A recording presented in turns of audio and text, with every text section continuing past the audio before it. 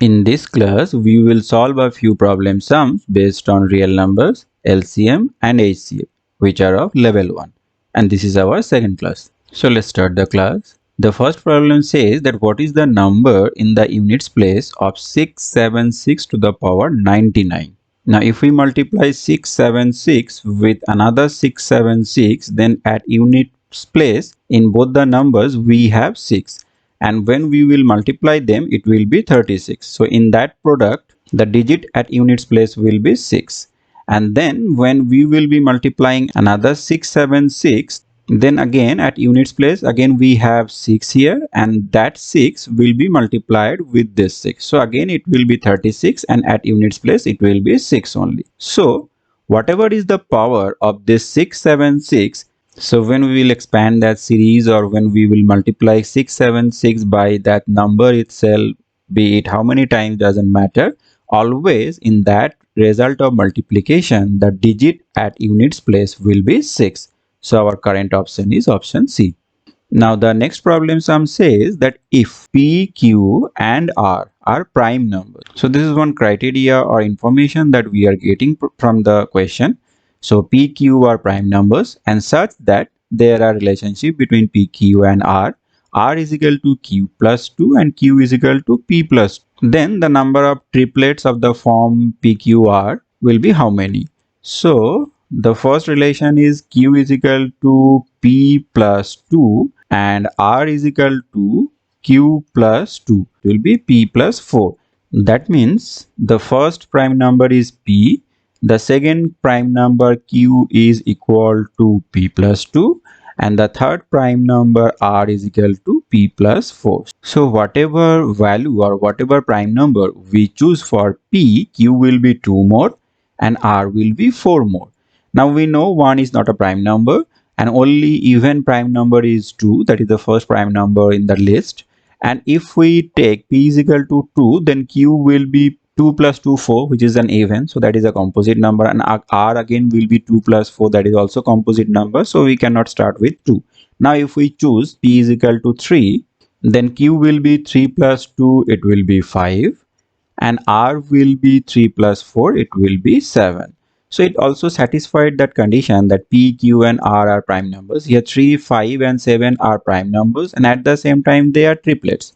And in the list of natural numbers, if we choose any other value for P, and if P, Q and R, if they are supposed to satisfy this relationship, then in that list of natural numbers or prime numbers, we will not have any triplets which will satisfy this relationship. If we choose any other value of P, then we will see always there will be an odd number which will be composite number, not a prime number. And we know even numbers are not prime numbers. Now suppose if P is equal to, if we choose say 5, then Q will be 7 and R will be 9. So 9 is not a prime number, this is a composite number, though they satisfy this relationship. Now suppose if we choose P is equal to 7, which is a prime number, so Q will be 9 and R will be then 11. So in this case 7 and 11 are prime numbers, but Q is a composite number. Now the next prime number will be 13. So if we talk about 7, 11 and 13, they are consecutive 3 prime numbers, so they can form a triplet, but at the same time they are not satisfying this relationship. Now in the next question we can see that A is an element of n, where this capital N signifies that this is a set of natural numbers. So natural numbers means the numbers which starts from 1 and any number that we can count. So it is a finite number. Now A lies between 1 and 20, including 1 and 20, and then find the number of prime numbers in the form of 5A plus 1. So the relationship is 5A plus 1. Now in between 1 and 20, we know there will be 20 natural numbers. And among those 20 natural numbers, there will be 10 even numbers and 10 odd numbers. Now, if we choose odd value of A, suppose if we choose A is equal to 1, the first value, then it will be 5 plus 1, it will be 6. That means the result of that addition from this relationship will be an even number. An even number is not a prime number, and we need to find the number of prime numbers. So we will skip all the odd values of a to satisfy this relationship. That means our effort will be reduced to half. We will try to fit with the even values of a. Now the first even value of a is 2. So 5 2s are 10 plus 1, that will be 11, which is a prime number. Fine. Now the second even value of a will be 4. So 5 4s are 20 plus 1, it will be 21, which is not a prime number.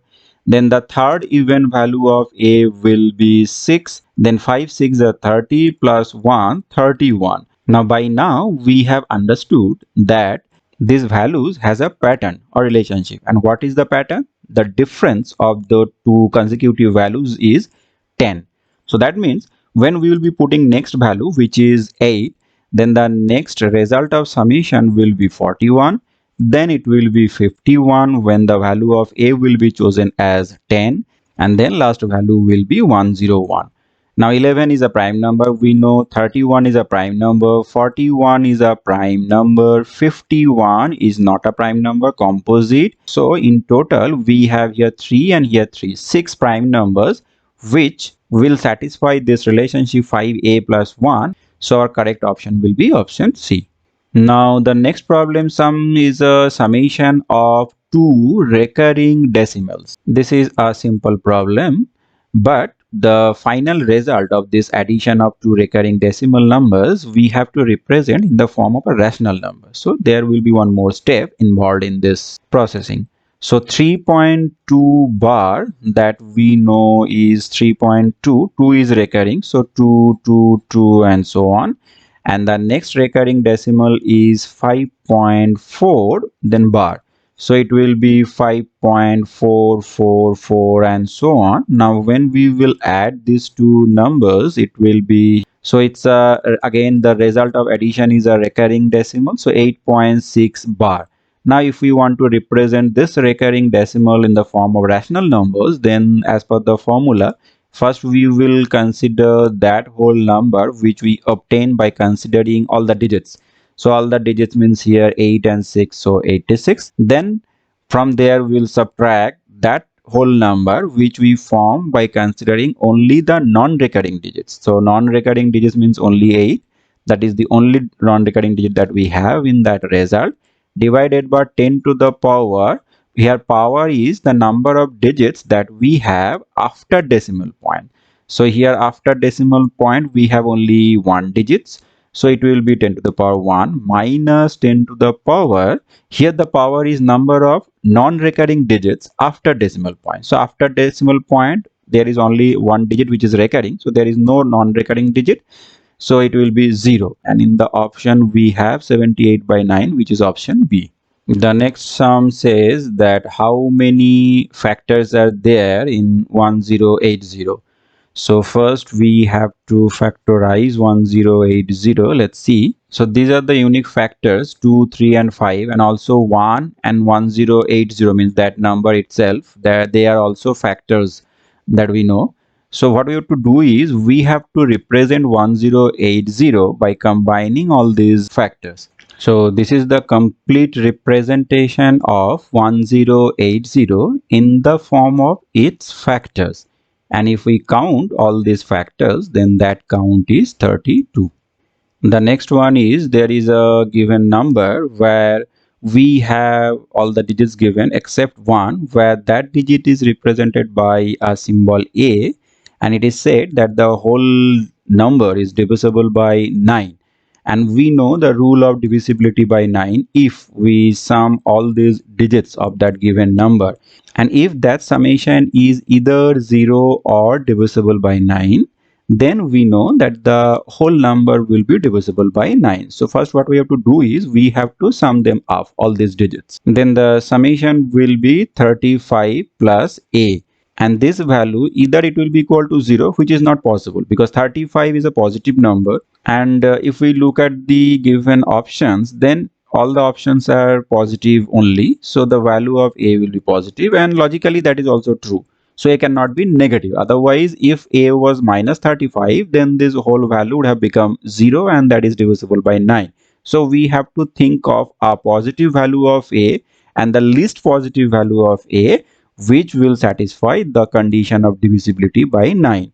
And we know 9 fours are 36. So 36, and here we have 35. So only deficiency is how much? Deficiency is 1. That means minimum value of a, it will be 1, so that the whole summation will be 36, and that will be divisible by 9. The next one says that pairs of numbers of the form 6x minus 1 and 6x plus 1 are twin primes. Now we know the concept of twin primes is what?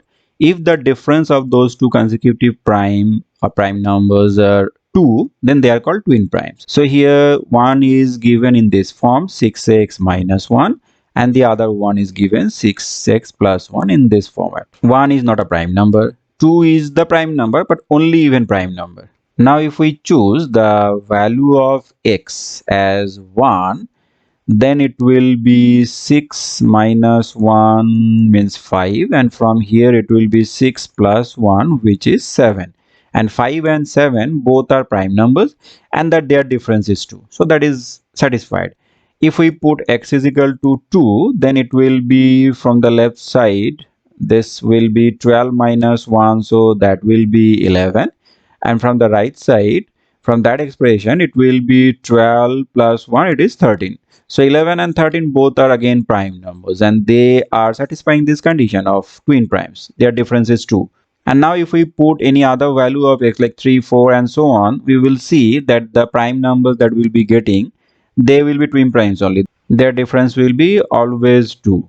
So these relationships actually are true relationship. Now if we, this way if we calculate, like 6x plus 1 is one prime number, and from there if we subtract the other prime number which has this format 6x minus 1, then easily we can say 6x and minus 6x will cancel each other, and 1, and from here it will be plus 1, so it is 2. So their difference is always 2, and since their difference is always 2, so they are twin primes. Now the next problem sum says that what is the product of 21 even numbers and 30 odd numbers. Now if there are odd numbers like 3 and 5, when they will be multiplied, it is 15. So the result is also odd number. When say 7 and 9 will be multiplied, it will be 63. So that is also an odd number. And when with 63 if we multiply any other odd number, that will result in odd number only. So it doesn't matter how many odd numbers we are multiplying, always their product will end in odd number only. Similarly, when we are multiplying even numbers, say 2 and 4 we are multiplying, so that will give us 8. When 4 and 6 we are multiplying, that will give us 24. So they are always giving us even numbers, the product of multiplication. So it again doesn't depend on how many even numbers we are taking. If we are multiplying even numbers, then their result of multiplication will be always even. But if we multiply an even number with an odd number, then also their result of multiplication will be even number. 4 3s are 12. Like if we take any other combination like 6 and then multiply it by 5, that is also 30. So even number. So it doesn't matter how many even numbers, how many odd numbers we are multiplying. If we are multiplying, then always it will be even number only.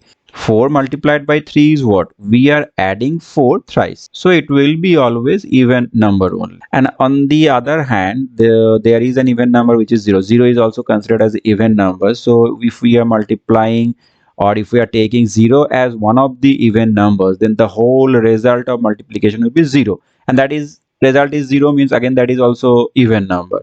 But if we had added the even numbers and odd numbers, then it would have depended on the how many even numbers or how many odd numbers we have added. I hope this class was helpful to you. In the next class we will be solving a few more problem sums. Till then, stay tuned. Thank you.